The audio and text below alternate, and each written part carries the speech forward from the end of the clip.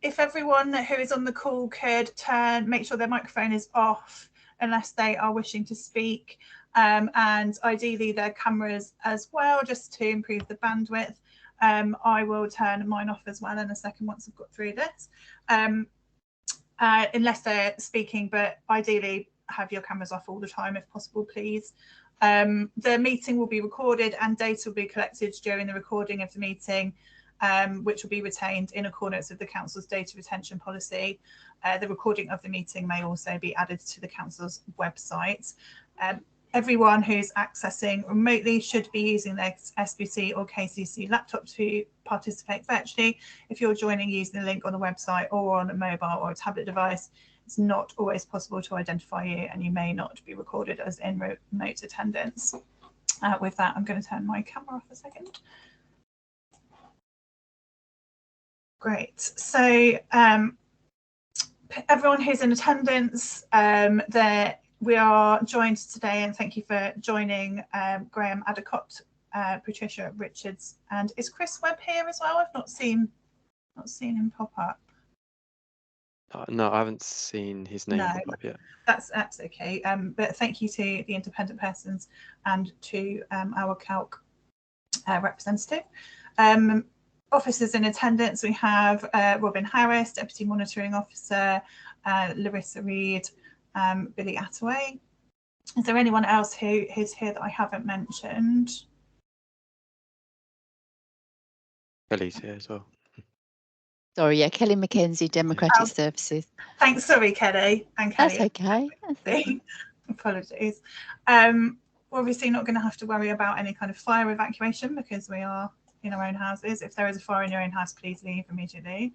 Have there been any apologies for absence or any confirmation of substitutes, please? Thanks, Chair. I don't have any apologies for absence or any substitutes. Great, thank you. And are there any declarations of interest from any members, please? Nope. Brilliant. So next is to approve the minutes of the meeting held on the 27th of September 2022 as a correct record. Is everyone happy with those minutes? Does anyone have any questions or any points? Agreed. Agreed, great, thank you. Any dissenters? No, fabulous. And just to advise that all items are Part B for decision by the Standards Committee. So moving on to agenda point 5, the social media policy. Larissa, would you like to introduce your report, please? Thank you very much, Chair. So the social media policy is set out in Appendix A. Social media is something that councillors use increasingly, and it can be a really positive tool to gain access to a wider audience.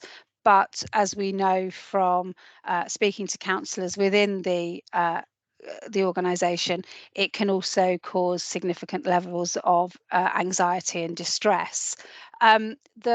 The way that this policy has been written, it's been written by using a working group of councillors who have gone through and talked about what the issues are around social media. It is also tried to have a balance between providing some advice and guidance on personal safety. So, for example, if you're out canvassing, don't put on your social media that you're going out canvassing, so people know that your house is empty, for example, but also talks about the legal requirements that councillors have, especially when using council equipment.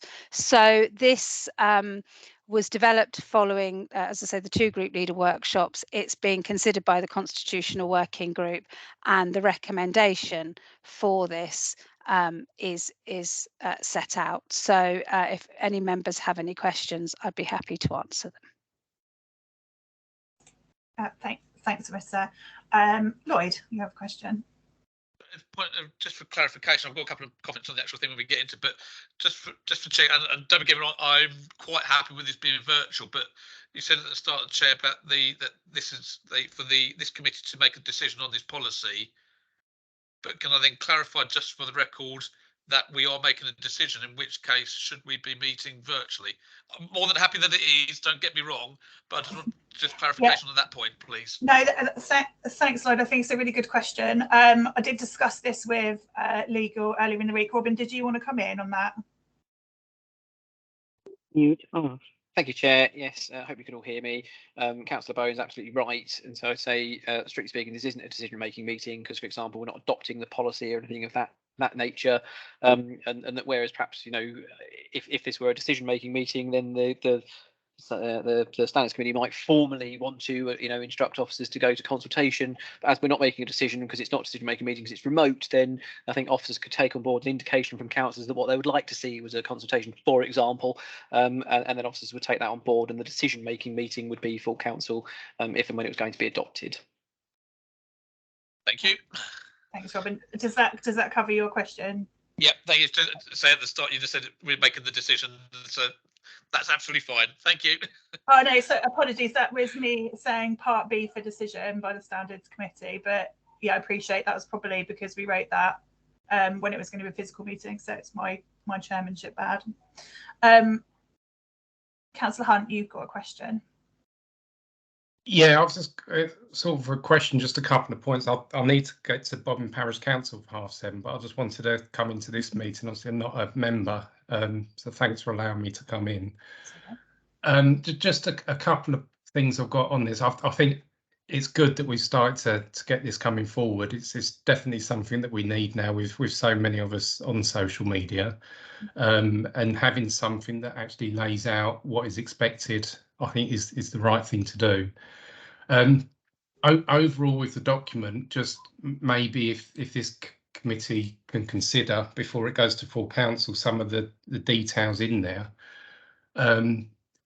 Overall, it just seems, as reading through it, it's a little bit jumping over, and as somebody reading it from outside, what they're actually expecting from it.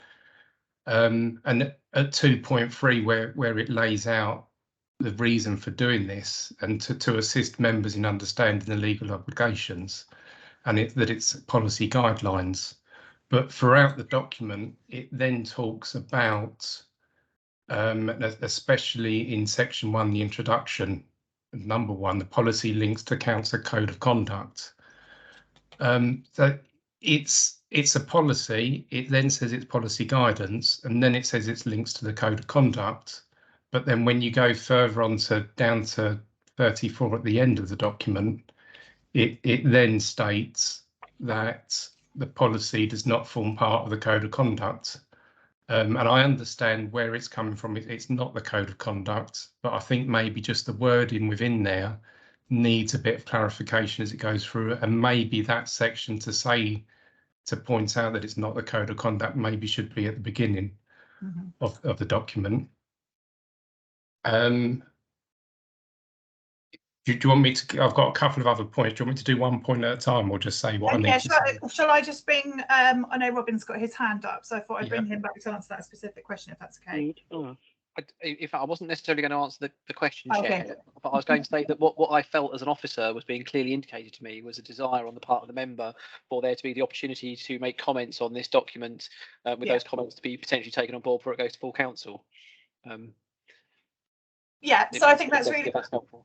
I think that's really helpful, and it was definitely, you know, previously when we've discussed looking at various different protocols and policies, that we wanted to be able to involve the wider members of the council. So I think it would be really important for this policy to go out to some kind of consultation. Larissa, are you speaking on this particular point? Yes, thank you, Chair. So although this has been to some member forums already, I agree, I think going out to consultation. I think the points that Councillor Hunt's raised are things that don't fundamentally change the policy. It is about clarifying it and making it, if you like, tell the story in a better way. And I think it's absolutely fine. I'm writing down the comments, and I'm happy to make those changes before it goes out to consultation, if that's what the Standards Committee agree. Thank you, Chair. Thank you. Councillor Hunt, did you want to come back in, and then I'm going to bring in Councillor Harrison? Yeah, perfect. Thanks. Because that's exactly what I was thinking it would be, that we sort of get some comments in there. I didn't realise there'll be another consultation, but if you're okay with that, I can just mention a couple of other quick points, and hopefully they can just be noted, and we can then take it forward if that's okay. Yes, perfect. So along the same lines, on paragraph 2 in the introduction, it says that social media can be very useful in the council getting feedback on proposals and communicating information about what we are doing.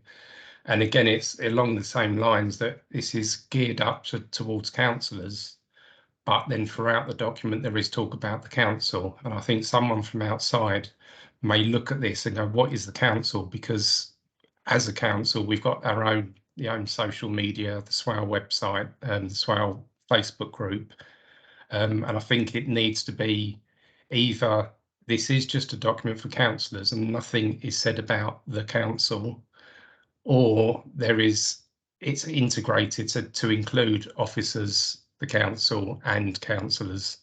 So again, it's just sort of tightening up the wording. And just 2 specific areas. At 16, it's just again around some of the wording. Whilst councillors cannot be held responsible for what other people say on their site, councillors will need to monitor. And I think with monitoring what other people are saying, we do need to be careful, because it's absolutely right that we monitor, but there's a danger that if anyone's removing or censoring, it then comes up with the freedom of speech. And as a councillor, if somebody says something on a page or elsewhere, whether we've got actually the evidence to back up whether something's true or not. So if we're in a position to start censoring people, it's just something that may come up. And that goes with 16, 17 and 18. Again, I think it is just a way of laying out to make it clear about what should and shouldn't happen. And the final part I've got is on 21, and I think maybe just that would good to reconsider that, because I understand where it's coming from with councillors. Firstly, with the officers, I think it is difficult sometimes that if there is a friendship, maybe pre-council, and especially new councillors coming in as well, that it does, reading that seems like there's a bit of a barrier between officers and councillors, and I think we need to be careful of that. I understand that it can also sort of be that officers don't want to sort of befriend, or there's a relationship there from afterwards, and how it is looked at about impartiality. But it is almost saying don't be friends with anybody, and the barriers go up. And the same with constituents. Obviously, with social media, you do go and follow people. That's the whole point of it, to be recognised and noticed. You have to start following and then be followed back. To say that we shouldn't be following people. I agree that it has to be considered how anyone would feel and what they would do, but maybe lining out within the document what can be done with blocking and unfriending, that sort of things, but the implications that's on it may be a better way of dealing it than saying you can't be doing something, because again it's just guidance and it's not rules that are being laid out. But yeah, I hope that helps. Yeah, no, thank you. That's really helpful. I think with the particular points that you've brought up within the document, it outlines kind of a council responsibility. I don't think it's saying at any point that you absolutely should not be friends with X, Y, and Z person. It says that you should think carefully about it, which I don't think is an unreasonable starting point for any kind of advice. On the point of censoring people, I think it's really important to realise that it's a very different thing if you're talking about your own personal social media than the council social media, because no one has a right to kind of post stuff on your social media and it to be left there indefinitely. Like you're able to kind of curate your own existence on social media, and that's quite important as well in terms of free speech. Councillor Harrison. Thank you, Chair, and thank you for bringing this report forward. It's been a long time coming. I'm going to go over my points because I do think it is let's put them forward to go in the consultation document. Yeah. I consider that the social media policy for councillors will be part and parcel of our policy incorporated within the code of conduct for councillors. There is a standard all over the country, but different councils add and take away different bits. And I expect that this to be part of our code of conduct. Mm-hmm. And yes, it does. I think it does need going through to remove issues like council as opposed to councillor, because this is supposed to be about councillors. As I say, long time coming. There was a protocol, a code for the relationship between officers and members and what should be expected. And befriending a councillor was not part of it. And I think therein lies a huge danger going forward. So I think I wasn't on the Constitutional Working Party, so all I recall is what we already had in place, and it used to be quite clear about how officers and members should relate, and it wasn't a mate's job either. So protocol, and finally, I would like something in this to say your social media is your responsibility. If you get hacked and your social media account starts sending death threats to other councillors, then that is your responsibility and you will be dealt with accordingly. Some of you may recall we had this and the individual said, oh no, somebody hacked my account. Well, not my problem, love, it's yours.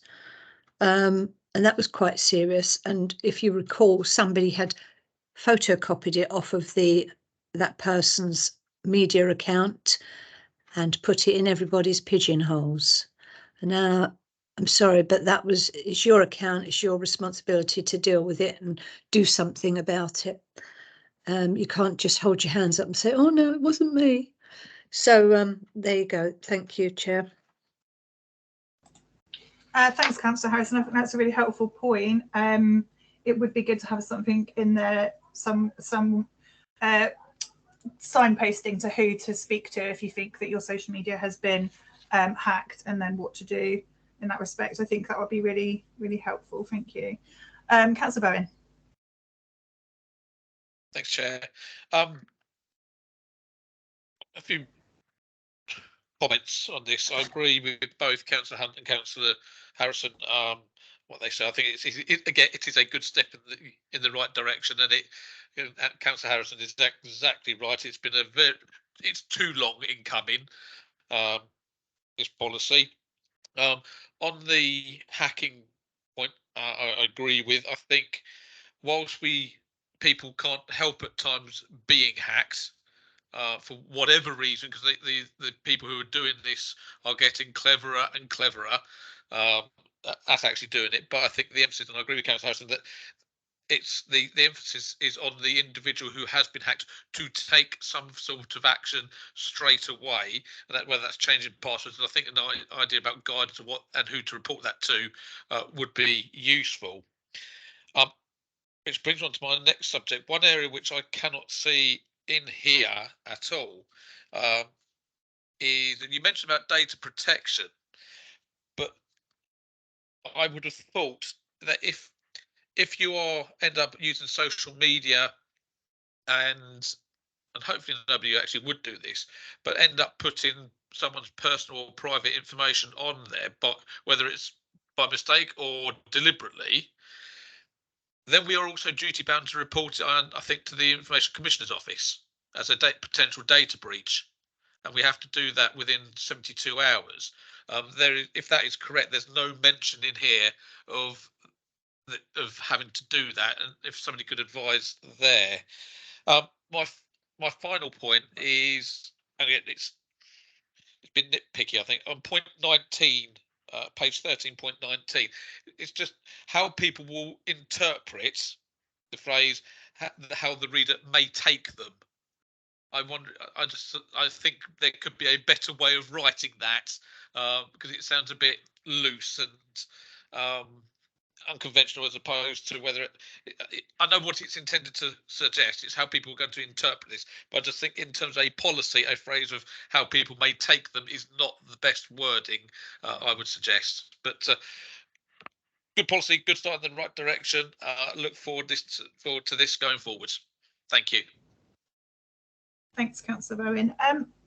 On the GDPR front, I wonder if, Robin, you have any advice on that? Is that covered in another policy within the council?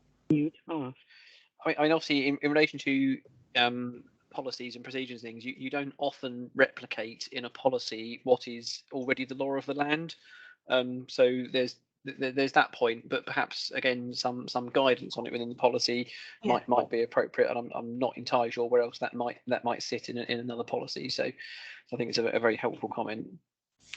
Yeah, thanks very much, Councillor Owen. That is really helpful. Okay, does anyone have any more before we look at the recommendation?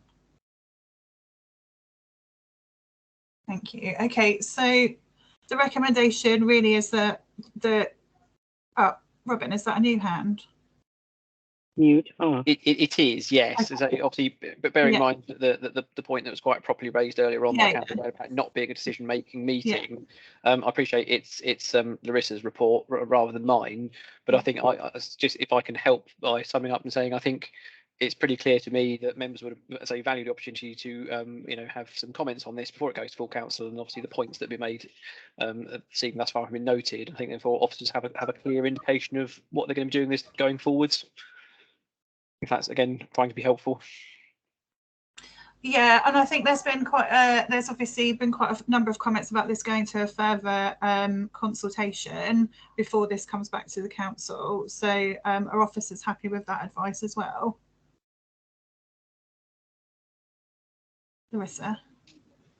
Thank you. I think, as I've said, the comments that have been raised, I think fundamentally don't change the view. I accept them. Councillor Bowen, I will try and reword point 19. I think I might be on my 6th or 7th wording because it's one of those phrases that's tough, but I will give it my best shot. But so I think this is a policy that absolutely members need to feel comfortable with. So I'm happy to take it out for consultation.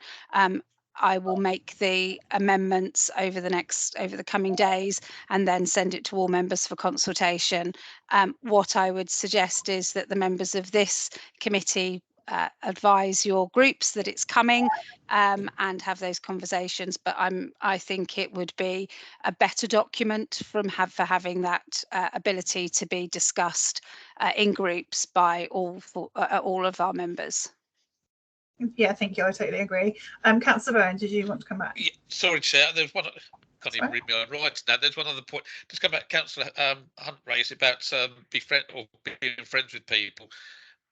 And I totally understand that, but there's also that element, particularly on Facebook and other groups, where you have I'll call it an interest group. There'll be a particular subject, whether it's the Sittingbourne Gossip Board or whatever, where you join that because you're interested in the subjects. But within that subject or that group is a lot of people who are there because they're interested in that, and so there could be a relationship formed there, which then people may start befriending as a result of it. So I think just whether there needs to be something about groups, because we should all be looking at groups to get the message out, because we're not all going to get 20,000 plus members watching our own individual Facebook pages, if only, I wish.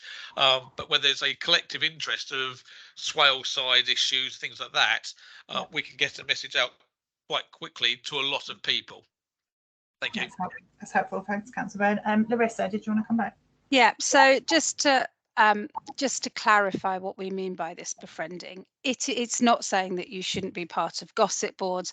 I am part of, on my own personal social media, a number of residents groups because I use it to take the temperature of what's going on in our borough. I don't ever comment on it, but the issue is when I became chief executive, I think I got 6 friend requests from councillors, and you will know that I'm not friends with any of you. That doesn't mean I don't like you, but for officers, it puts officers in a difficult position because, and that partly it's asking you not to put officers in those position, because if I say, for example, became friends with Councillor Harrison, who I know doesn't have Facebook, which is why I've chosen her, would I then need to become friends with Councillor Bowen, Councillor Councillor Knights, to have political balance? So that's in there.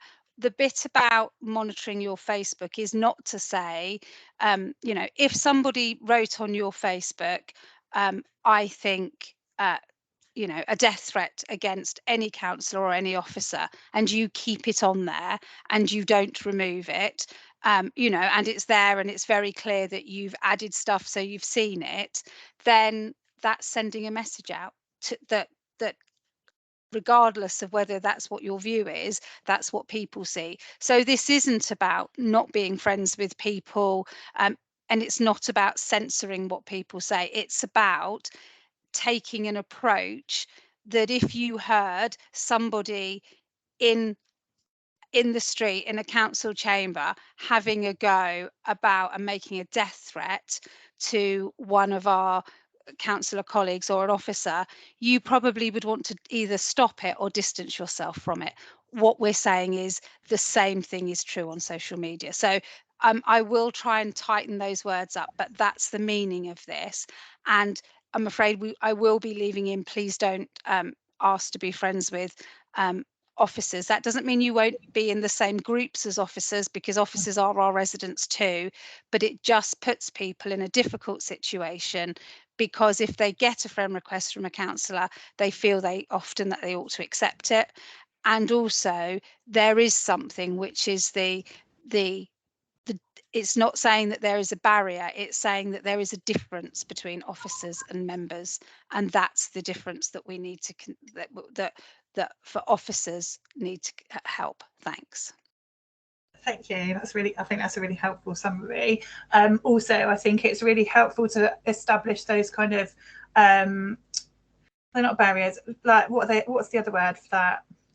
Boundaries between councillors and officers to the new lot of councillors when they get elected in May. So to have that down straight away, I think is going to be helpful. Great. Okay. Well, thank you for that. So that brings us nicely onto item 6, which is the member officer protocol. Robin, could you introduce this, please? Thank you, Chair. This is a very brief oral update because members will remember that on the previous Standards Committee, the committee members agreed the first draft of the text of that document and did in fact give an instruction to officers to take the matter out to consultation. We haven't done a consultation on it yet, but equally we were conscious of the fact that there was this other policy of a not dissimilar nature coming forwards, and thought that perhaps it would be helpful if in actual fact consultation was done on both documents at the same time in relation to members. And of course the other thing with the officer member protocols, also it does need to be consulted with officers, and we're still contemplating the best way to do that. And that's really the update, which, as I say, was particularly brief, but if there are any questions, I'm very happy to take any. Thank you, Chair. Thanks, Robin. Does anyone have any questions at all?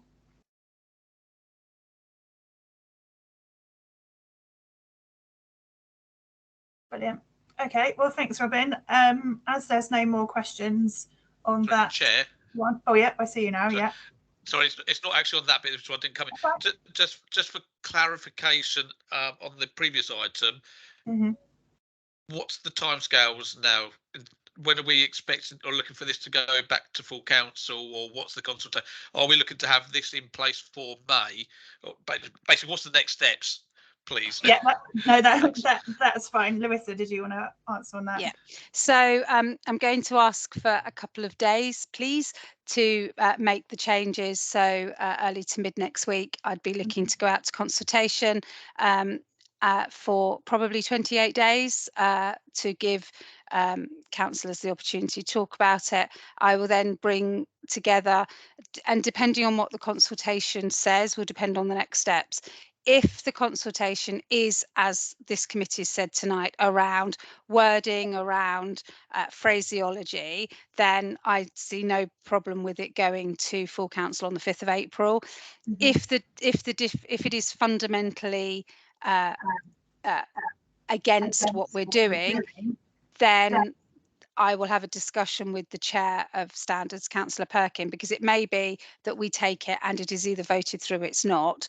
If there is fundamental differences or fundamental change that a lot of councillors want, then we will I will redraft, bring it back here, and then take it to committee, then take it to full council. And depending on that, that might mean that doesn't go to full council before the election.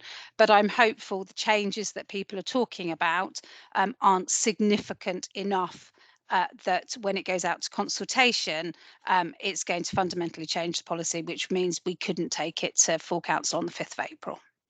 Yeah, thank you. I think it's also worth just repeating that this has been through the party leaders and also through the constitutional working group. So hopefully there's not going to be a huge amount of fundamental disagreement about the content of the policy. So yeah, hopeful that it'll be at the April council. I think it would be really helpful if it was. Does that answer your question, Councillor Bowen? Yep, thank you very much. No problem. And as no one had any questions for Robin on item 6, I'm going to draw the meeting to a close. Thank you all for attending and for all the helpful comments that you made. Mute. Thank you. Good night. Thanks very much, everyone. Thank you, Chair. Bye-bye. Good night, everybody.